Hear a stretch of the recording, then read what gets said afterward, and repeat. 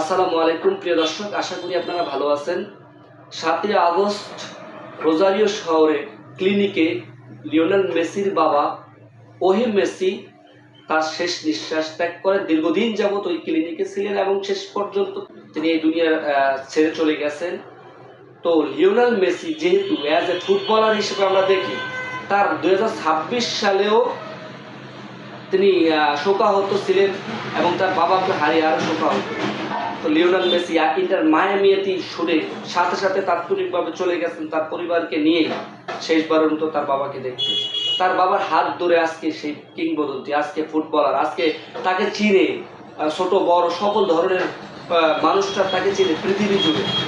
Lionel Messi as a footballer, as a player তার বাবাকে হারিয়েছে, তার দাদুকে হারিয়েছে, শেষ শেষ নিঃশ্বাস ত্যাগ করেছেন লিওনেল মেসির বাবা।